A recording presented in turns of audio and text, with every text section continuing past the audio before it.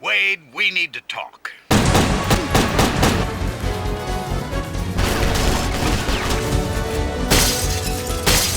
Released late in the life of the Dreamcast and seemingly endlessly teased by official Dreamcast magazine, Amuse's Headhunter was their first video game. And what a way to launch your brand than with a next-generation action stealth hybrid with a semi-open world exploration motorcycling metagame. Wow, that's quite a lot. But Headhunter does pack a lot into its world.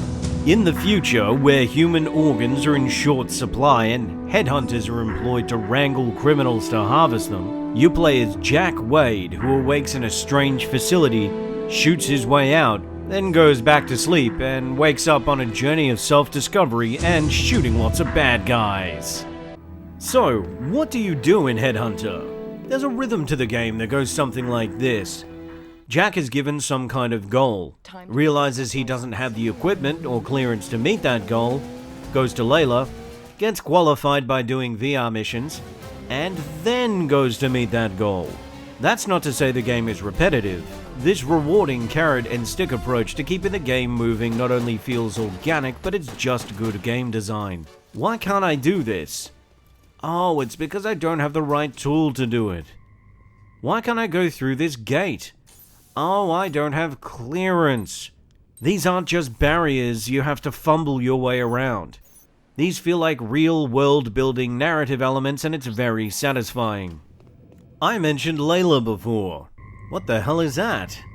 Layla's a series of VR missions which you use to become more qualified. You need to meet a benchmark time of getting through a maze without getting spotted, shooting holograms, or combining these things to get to a goal.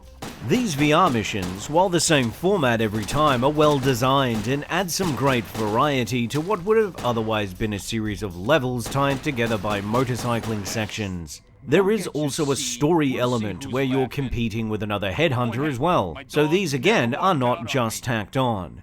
They're woven into the world in a subtle way. Here for a license? Okay. Each main story beat of Headhunter is tied together with a quick jaunt through Los Angeles on your motorcycle, dodging traffic, building skill points, getting upgraded, and then heading to your next location. These include gas stations and biker headquarters to shopping malls and banks. In these sections, Jack is a dream to control with smooth analog movement, stress-free aiming using a lock-on mechanism, and several different weapons to keep things interesting. Enemy AI is generally of an acceptable standard, and boss encounters have enough variety in them that they don't simply feel like a series of shoot at each other until one of you dies competitions. One thing that does sometimes become an issue is that the camera can be uncooperative in tight environments, and you find yourself aiming a lot to see what might be in front of you. Additionally, there's so much detail in the environments, a more intimate default camera placement would have been more immersive. What about the presentation? To fully appreciate Headhunter, you have to play it, as describing what it's like to wander around the environment soaking in all the little details is virtually impossible. On a surface level, the textures are very good. The frame rate is reasonable for the most part, with some dips occurring during the driving sequences, and some of the environmental effects such as rain are really top notch. The music is all around excellent as well, with Richard Shark providing a cinematic soundtrack that really evokes the feeling of a big budget Hollywood film of that era. One of the most entertaining parts of the presentation are the fake newscasts bookending major events in the game, with the presenters providing delightfully hammy performances evoking the Verhoeven school of satire. The whole Headhunter package emits care, attention, and class from a presentation perspective. What stands out the most to me when I think about Headhunter is how much it feels like the next generation of video games.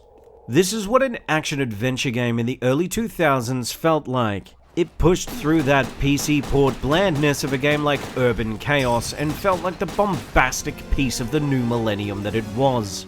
If you've yet to play Headhunter on Dreamcast, do so right now. I'll wait. I certainly keep a stimulator by my bed, Bill. Absolutely, Kate.